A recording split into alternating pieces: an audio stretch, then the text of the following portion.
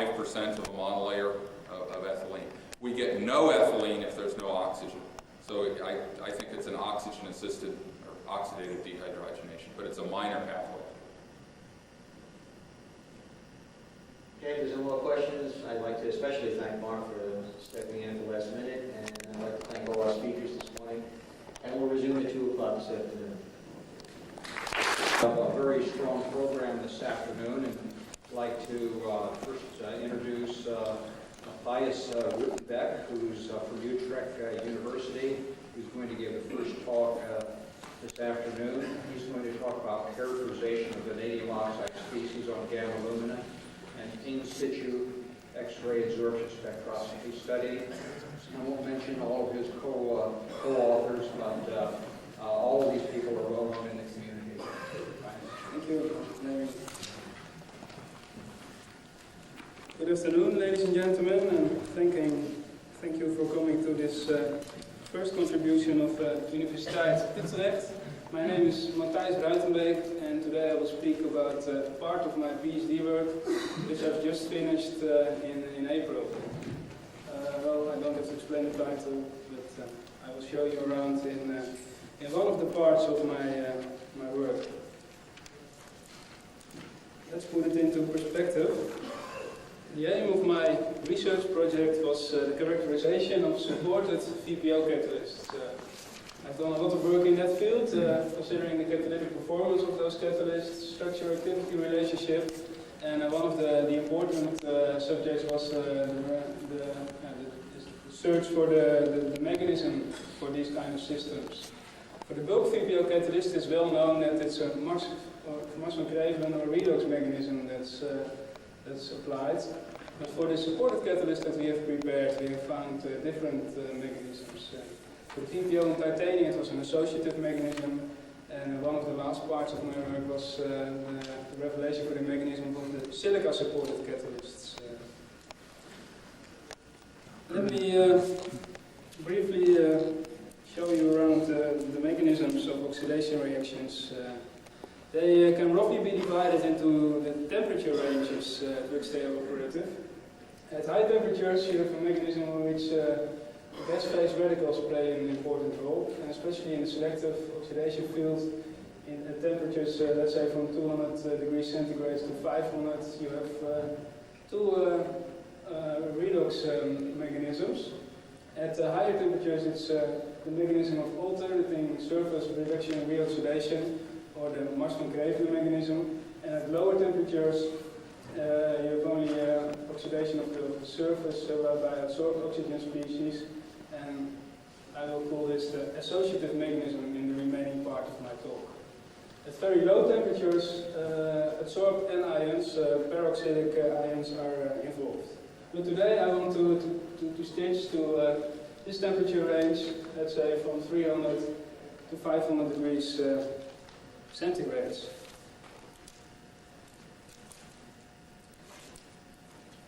In the Mars van Crevelen mechanism, you roughly can say that the hydrocarbon is adsorbed on the surface of the catalyst, which is represented by this gray box. The hydrocarbon takes oxygen from the lattice of the catalyst and desorbs as an oxygenated product.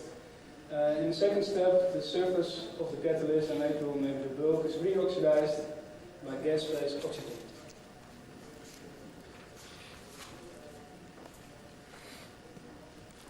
At lower temperatures, the associative mechanism is operative, and in this case, the oxygen is not in complete equilibrium with the lattice, so you don't get O2 minus, but you get, after several steps, absorption of oxygen anions which are not completely going into the lattice as O2 minus. And it's believed that this mechanism is much less selective for selective oxidation reactions. Now, the classical approach to study those oxidation mechanisms is to use kinetic measurements or O60, O80 scrambling experiments. But in the past we have tried to reveal the mechanism. I mentioned already the VPO and titanium with in situ X-ray absorption spectroscopy.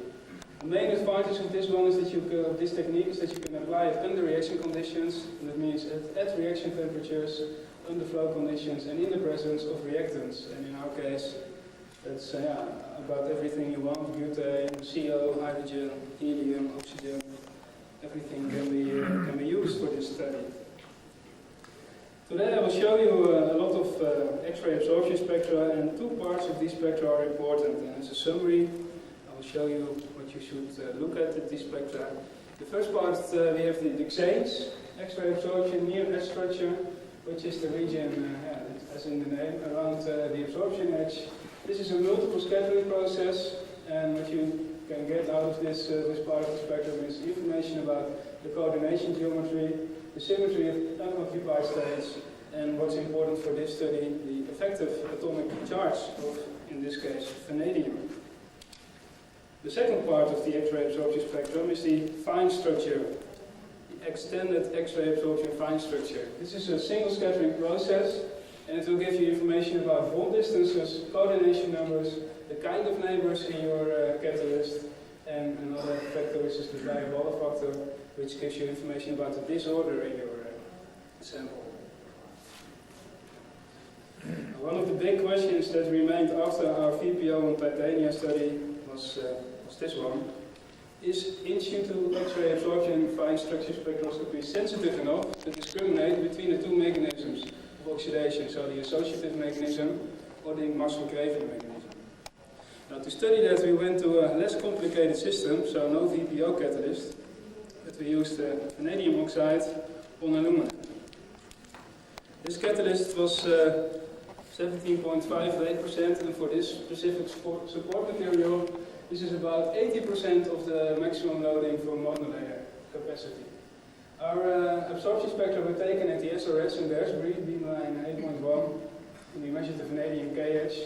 We did three types of experiments: dehydration, we did CO oxidation at different temperatures, and later on also butane oxidation. And our data analysis procedure was performed with the XANES code, which is developed in our own university. We did R-space fit and used the difference well technique, but I won't bother you today with all those details. People who are interested in that can come to me later. One of the important things for this study was work that was performed in the 1980s by Van den Berg, also in the University of Utrecht. And what you see here is the Arrhenius plot for CO oxidation over vanadium oxide on alumina. And Van den Berg found two distinctive ranges in which he determined two different activation energies. At higher temperatures, the activation energy was in the order of 75 kJ per mole, and he concluded that in that temperature range the Marshall-Graven mechanism was operative. At lower temperatures, the activation energy was in the order of 30 kJ per mole. And in that case, he considered it as an associative mechanism. The separation, or the bend in the curve, appears at about 673 Kelvin. So what we did was two types of experiments. One below that temperature, where we think that the Marshall-Graven of the associative mechanism is operative, and one above that temperature to see if we can find the Marshall-Graven mechanism there. What were the experimental conditions? All the spectra I will show, I mentioned the conditions, so the flows and the temperatures, but just as a summary before, we did dehydration in two environments, in helium or in air at 723 K. We did CO oxidation with 1% CO, excess oxygen, in helium balance. We did experiments without oxygen to see whether the reaction continues when you have no oxidizing agent. And we did those experiments below the band in the Arrhenius curve 623 and above 723. What you expect to see in this case is that when you shut off the oxygen at 623, the associative mechanism is operative and there should be no change in the catalyst because there is no oxygen consumed from the lattice. At higher temperatures, we expect the Marshall-Graven mechanism. In that case, the oxygen from the catalyst should be used and the catalyst should change upon those conditions. And to see if the same is variable for butane oxidation, we also performed experiments with that environment. So C4 oxidation in air at high temperature and C4 oxidation without air. Well, first I will show all the XANES spectra and later the EXAFS results. This is a typical XANES spectrum of vanadium. You see is a pre-edge, the main absorption edge, and later the exhaust, but I'll show that part later. Now you have to believe me, but the fresh catalyst, the black line, is very characteristic for a tetrahedral-coordinated compound, as is the blue line where we did the dehydration in air. However, when we do dehydration in helium, a different pattern is observed. What you also see is that the intensity of the pre-edge decreases and the energy is shifting to lower binding energies. This indicates that when you do a dehydration in helium, the catalyst is slightly reduced, and we think that this is because of carbonaceous contaminants during the pre-treatment, which are reducing the sample under these conditions. So what's important to see is that reduction of the catalyst brings about a decrease of the pre-edge intensity, shift to lower energies. And what you also see is that the geometry of the catalyst changes from tetrahedral to octahedral, or distorted octahedral. Well, we used the air dehydrated catalyst to do the in situ studies with CO and butane oxidation.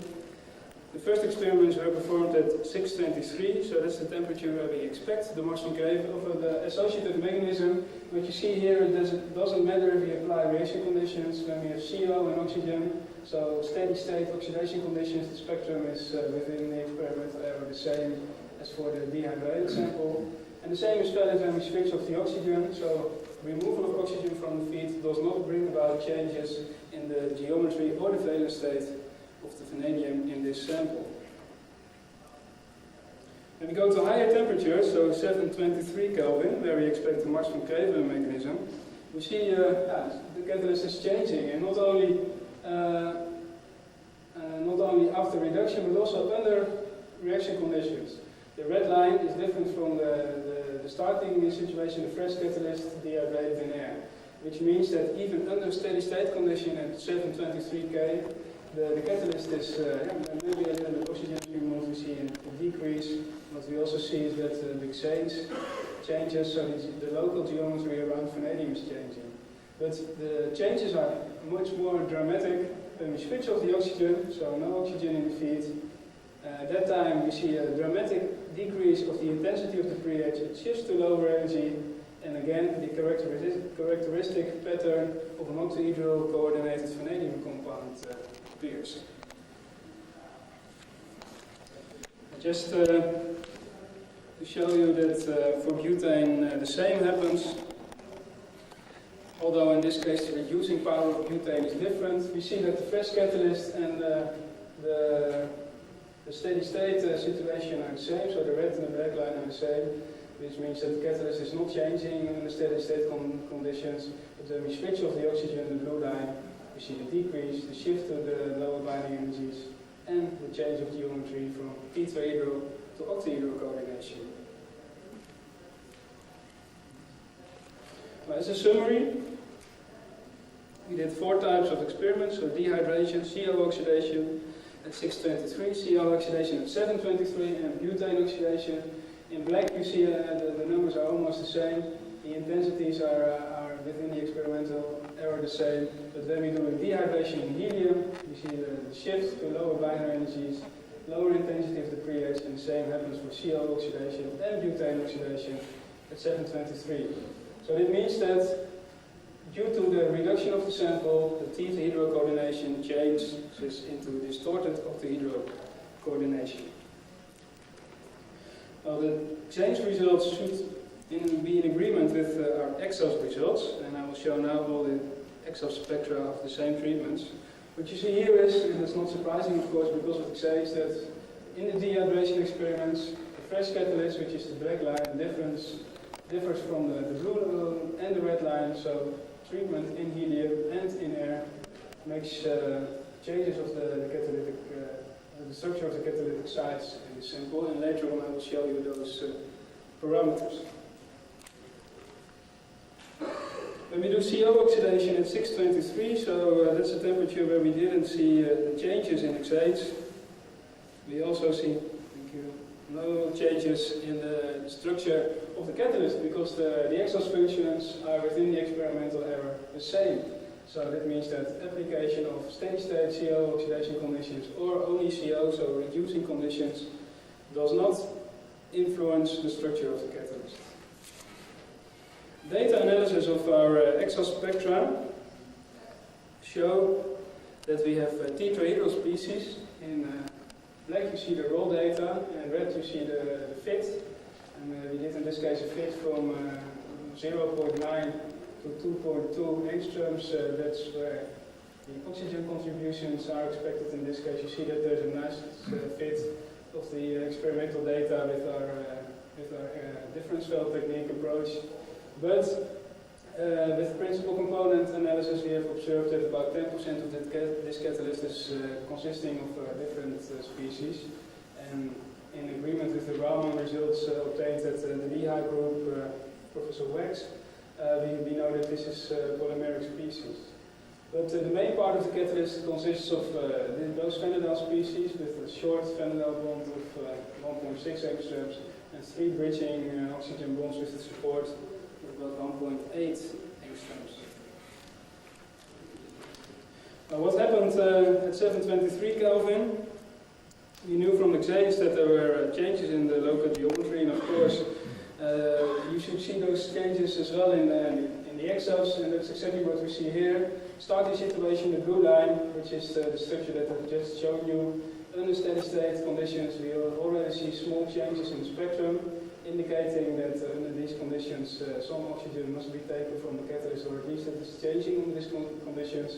But when we switch off the oxygen and into reducing conditions, we see dramatic changes in the EXAFS of this sample.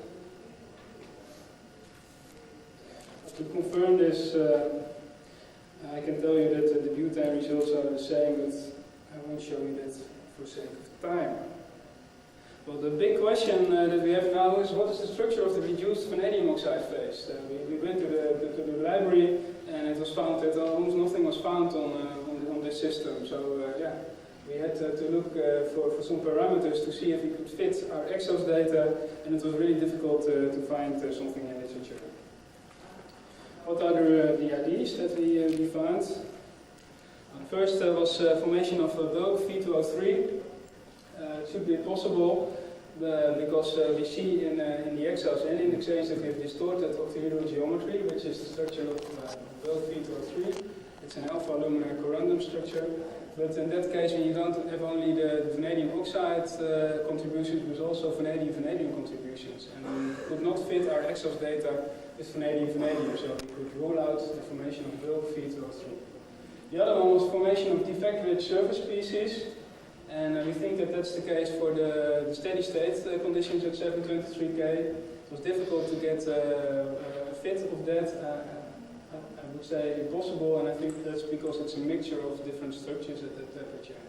But one of the things we found in literature is that there is a possibility to form surface spinels, ABO3 type of compounds. The compound we found was in a paper of 1970 in the Journal of Solid State Chemistry, aluminium vanadate. And we tried to use those parameters from the X-ray structure of that compound for the fit of our EXAFS data. Well, maybe not completely surprising, but what you see here is the Fourier transform of our raw data in black, and in red the fit that we obtained. Then we use the parameters of those aluminium vanadate compounds. With 3 oxygen atoms at a distance of about 2 angstroms, 3 oxygen atoms at slightly larger distance. You see an aluminium contribution in the fit with coordination number of 2.9, and also at a further distance, and the coordination is a little bit lower than you expect, but there's much less vanadium in this compound, so the neighbors are also less. This is in agreement with the distorted octahedral coordination that we expected based on the XANES of this compound, and as you see, the fit nicely correlates with our EXAFS data. And what's important, there's no vanadium-vanadium interaction. And to show you that it is a real difficulty to get those results from EXAFS, I show you the different contributions in in the Fourier transform. What you see in black is the total fit. You see that it's rather small, especially at the distance where this is an uncorrected Fourier transform, as the contributions to fit at 2 angstroms are observed in this figure at about 1.5. You see that it's rather small. Our fit of the oxygen atoms is rather broad, and due to the coordination of the aluminium atoms, you get the interference and the small final fit. And I think that's maybe the reason why other people would have had problems with the analysis of the EXAFS data of this compound. And you couldn't analyze it without the help of the difference file technique, I think.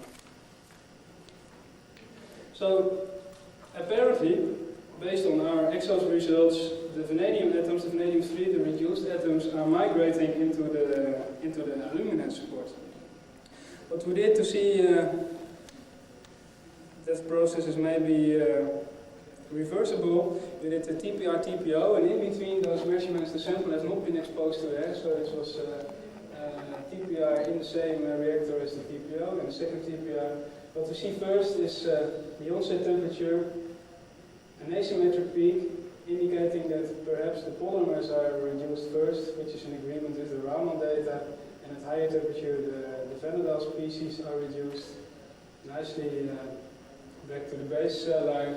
And in the second experiment, the onset temperature is about the same, but you see that the peak maximum has shifted to a higher value. And for vanadium compounds, it's known that the reduction takes place via a nucleation model, and this indicates that after reoxidation, the reformed vanadium species are a little bit better dispersed. We have a little bit smaller particles. But again, the peak is asymmetric. You have the shoulder here, so after reoxidation, you see that there's still a little bit of polymers formed on the surface.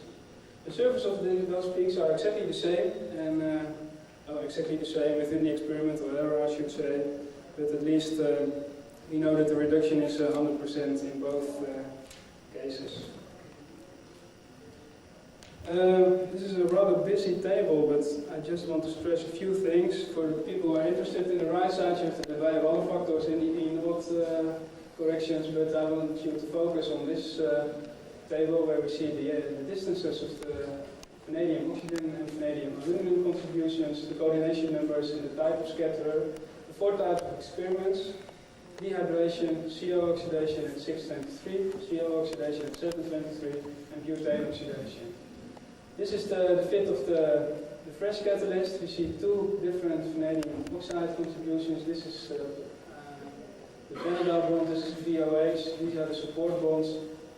After oxidation in air, we see the 1 Van der Waals bond and 3 bridging bonds. During the steady state at 623, the situation is hardly changing, 1.6, 1.8, 1.6, 1.8, small difference in those parameters. But after reduction, we have difficulties to obtain a fit because we think that this is a mixture of compounds of species. But this is the structure of the reduced phase. I mentioned it already. And also on the butane oxidation conditions, we see the same. So short Van der Waals bond, 3 bridging bonds to the support material.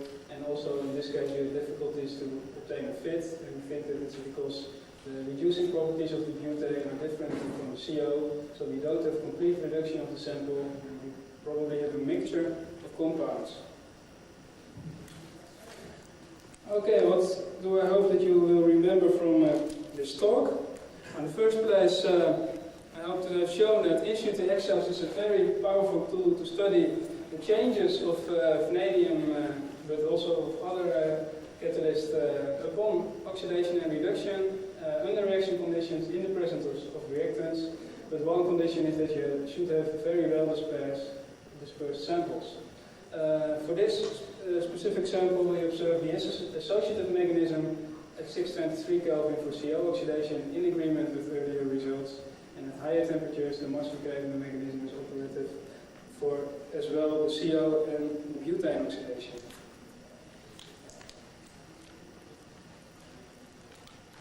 Dominant species in our catalyst is that the Van der Waals species with the 3 bridging oxygens and short Van der Waals bonds. And upon reduction, we see migration of the vanadium 3+ into the aluminum oxide. Preliminary results with force field calculations show that this is indeed happening.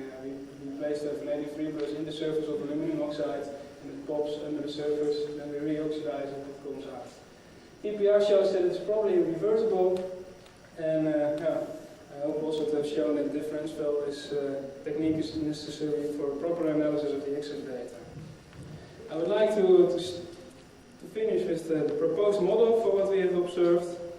This is the structure of our hydrated catalyst.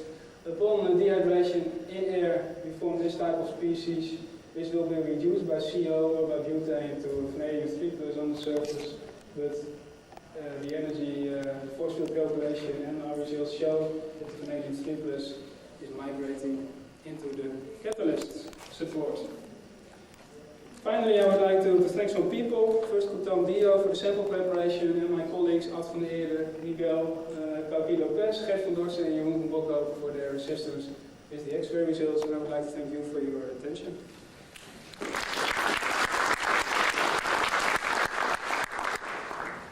Paper is open for questions. Please queue up at the microphone. Hi, Davis from Virginia. I have a quick question about your XANES interpretation.